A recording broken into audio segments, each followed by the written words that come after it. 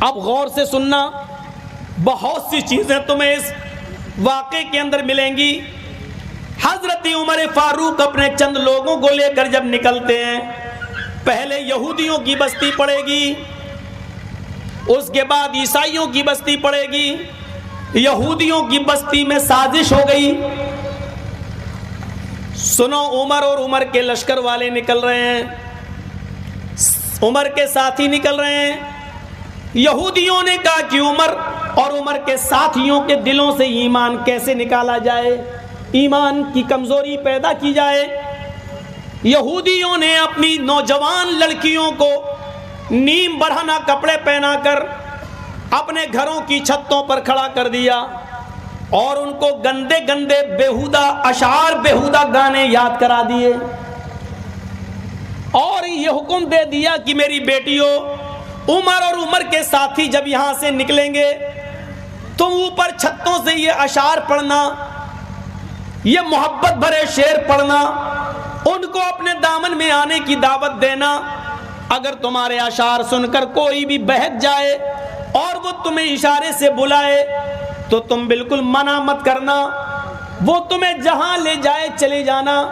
اور اگر کسی ایک عمر کے ساتھی نے اگر تمہارے ساتھ منہ کالا کر دیا تو ہم سمجھیں گے کہ تم عمر کے ساتھیوں کے دلوں سے ایمان نکلوانے میں کامیاب ہو گئی ہو۔ یہی سب سے بڑی سازش ہوتی ہے، یہی۔ اور معاف کیجئے گا، یہی سازش آپ کے جلسے بھی اس سے محفوظ نہیں رہے۔ جا کر دیکھ لو، میلہ لگا ہے، اور دیکھ لو آپ کی جوان جوان لڑکیاں چوڑیاں خرید رہی ہیں، جلسوں میں بھی لپسٹک لگا لگا کے آئی ہیں، کریم اور پاؤڈر تھوپ کر آئی ہیں۔ یہ ہنسنے کا نہیں، رونے کا مقام ہے، کیونکہ یہ کوئی اور نہیں ہے، ہماری بیٹیاں اور ہماری بہنیں ہیں۔ بس اتنا کہہ دینا کافی ہے۔ آگے چلیے، حضرت عمر فاروق کے ایک جاسوس نے خبر دی، امیر المومنین یہ پلاننگ ہو چکی ہے، آپ راستہ بدل دیجیے۔ حضرت عمر نے تمام صحابہ کو اکٹھا کیا اور فرمایا کہ لوگوں، یہ پلاننگ ہو چکی ہے، کیا کیا جائے؟ سارے ساتھی کہنے لگے کہ راستہ بدل دو۔ حضرت عمر نے کہا نہیں، راستہ نہیں بدلوں گا، وہ ہمارے دلوں سے ایمان نکالنا چاہتے ہیں، ہم انہیں اپنی ایمان کی مضبوطی دکھانا چاہتے ہیں۔ سبحان اللہ، سبحان اللہ۔ اب ہم اسی راستے سے ہی گزریں گے۔ تمہارے قرآن نے حکم دیا ہے، قُلْ لِلْمُؤْمِنِينَ يَغُضُّوا مِنْ أَبْصَارِهِمْ وَيَحْفَظُوا فُرُوجَهُمْ۔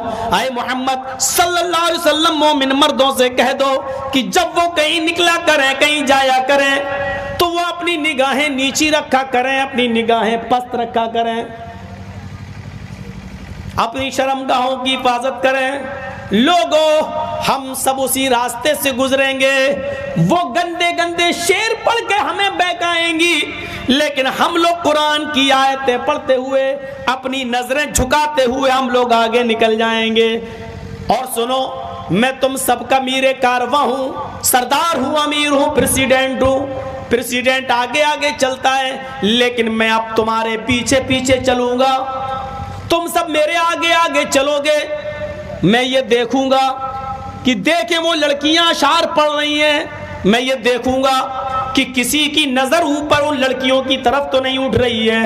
اگر میرے کسی ساتھی کی نظر چھت پر کھڑی ہوئی کسی لڑکی کی اوپر پڑ گئی تو عمر کی تلوار اس کی گردن کی اوپر پڑ جائے گی۔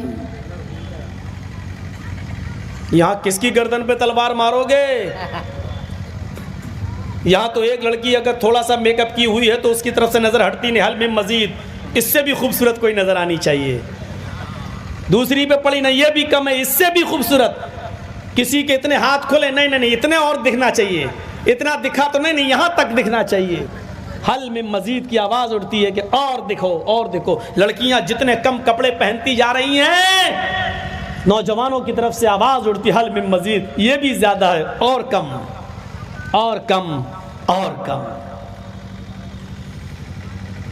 اور ایک بات بتا دوں،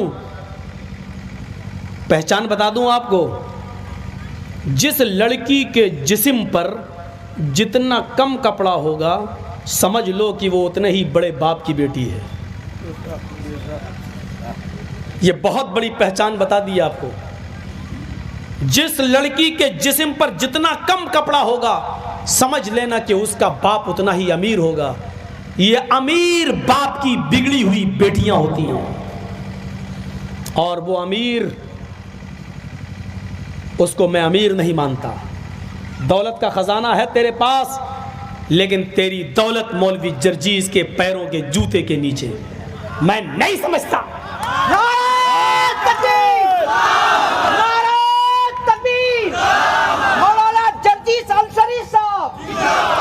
تو سب سے بڑا پھٹیچر باپ ہے, تو دنیا کا سب سے کنجوس باپ ہے جو اپنی بیٹی کو 5 میٹر کپڑا نہیں دے سکتا ہے. تجھ سے بڑا کنجوس کوئی ہے ہی نہیں اس دنیا میں. کاہے کا امیر؟ کس بات کا امیر؟ جو اپنی بیٹی کے جسم کو نہ چھپا سکے. بہت کچھ کہہ دیا میں نے. سمجھدار را اشارہ کافی است, سمجھداروں کے لیے اشارہ کافی ہے. حضرت عمر نے تلوار نکالی, گزرو, قافلہ چلنے لگا, یہودی کی بستی آ گئی. امیر المومنین یہودی کی بستی سے گزرنے لگے, ساتھی آگے آگے, عمر پیچھے پیچھے. وہ مکان بھی آ گئے جن پر لڑکیاں کھڑی ہیں یہودیوں کی.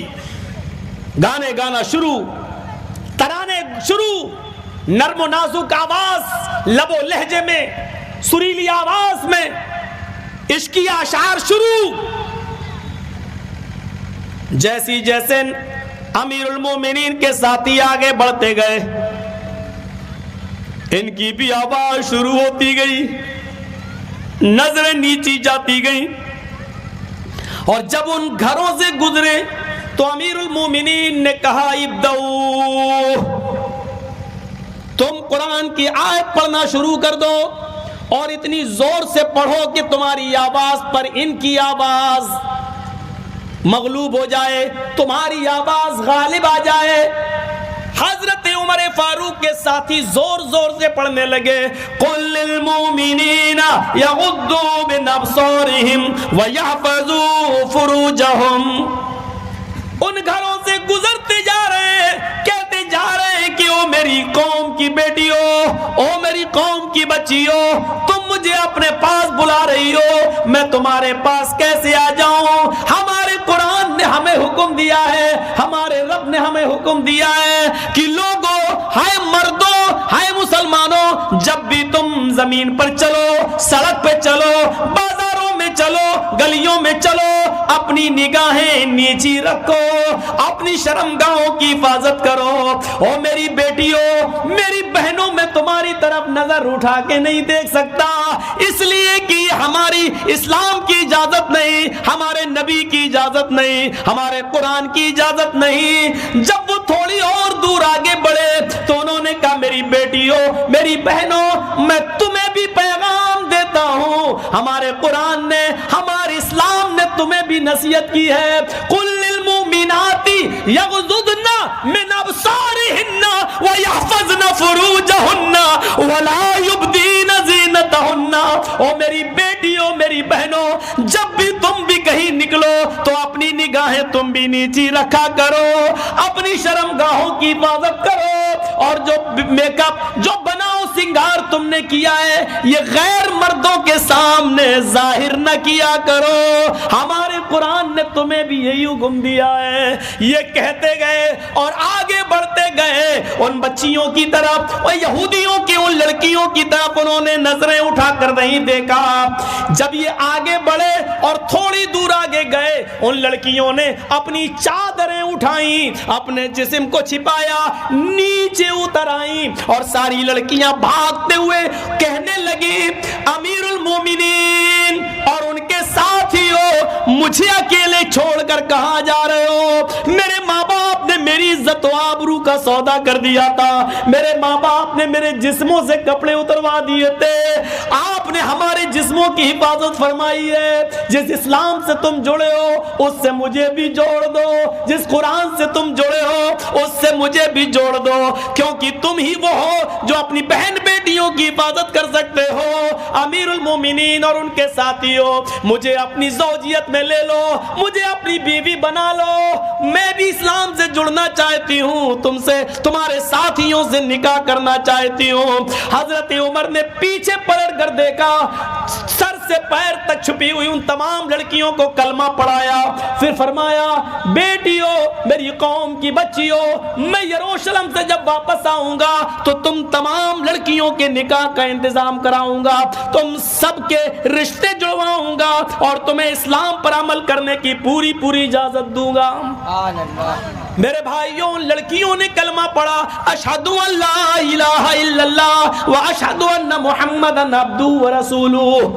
یہودیوں کی سازش ناکام ہوئی اور ان لڑکیوں کو اسلام کی دولت ملی.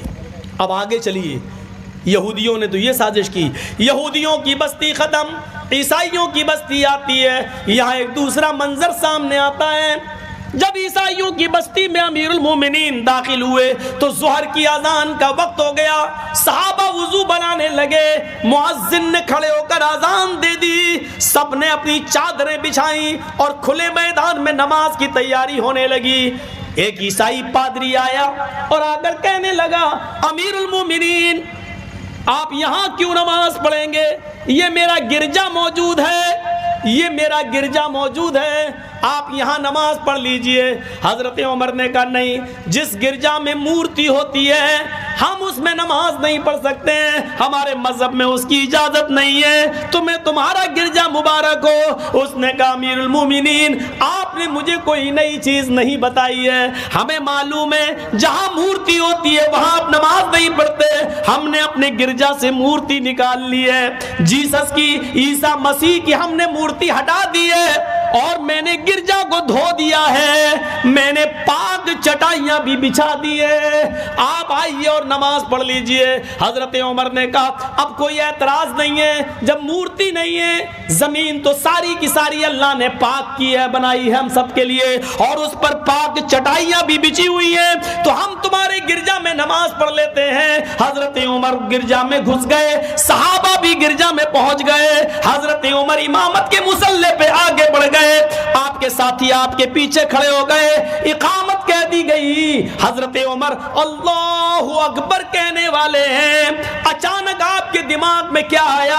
آپ نے فرمایا, ساتھیوں مجھے اس گرجا میں نماز نہیں پڑھنی چاہیے, نکلو. سارے صحابہ نکل گئے. اس عیسائی پادری نے کہا, امیر المومنین کیا ہو گیا ہے؟ کہا, کچھ نہیں میرے بھائی, کچھ نہیں, بعد میں بتاؤں گا. اس کے بعد کھلے میدان میں گئے اور وہاں چادریں بچھا کر آپ نے وہاں نماز پڑھ لی. وہ عیسائی رونے لگا, آپ نے اس عیسائی کو, امیر المومنین نے اس عیسائی کو اپنے گلے سے لگایا, میرے بھائی تو کیوں روتا ہے؟ اس نے کہا کہ میں نے اپنا گرجا دھویا تھا, جیسس عیسیٰ کی مورتی بھی ہٹائی تھی, اسٹیچیو بھی ہٹایا تھا, مجھے خوشی ہوتی اگر آپ ہمارے گرجا میں نماز پڑھ لیتے, لیکن آپ نے اندر جانے کی بات بھی نہیں پڑھی ہے, آپ نے تو مجھے انسلٹ کر دیا, ذلیل کر دیا. حضرت عمر نے فرمایا, نہیں, میں نے تمہیں ذلیل نہیں کیا, بلکہ میں نے تمہارے گرجا کی حفاظت کی ہے, میں نے تمہارے گرجا کی حفاظت کی ہے, کیونکہ میں امیر المومنین ہوں. مجھے یہ ڈر لگا اگر آج میں نے کہیں تمہاری گرجا میں نماز پڑھ دی تو میرے انتقال کے بعد میں آنے والے مسلمان کہیں تمہارے گرجا پر مندر مسجد ہونے کا دعویٰ نہ کر دیں, کہیں یہ نہ کہیں کہ اس میں عمر نے نماز پڑھی تھی, یہ پہلے مسجد تھی, تمہاری گرجا کو کہیں گرا نہ دے. تمہیں بھی اپنے مذہب کے مطابق عبادت کرنے کا پورا حق ہے. اگر تمہارا گرجا گرایا گیا اور اس جگہ پر اگر مسجد بنائی گئی تو اس سے بڑا کالا دن ہمارے لیے کوئی نہیں ہوگا.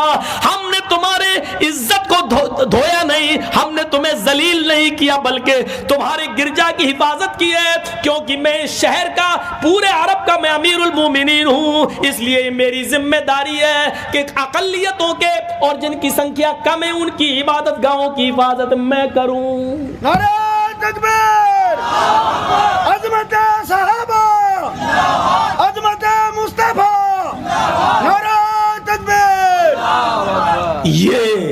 اسلام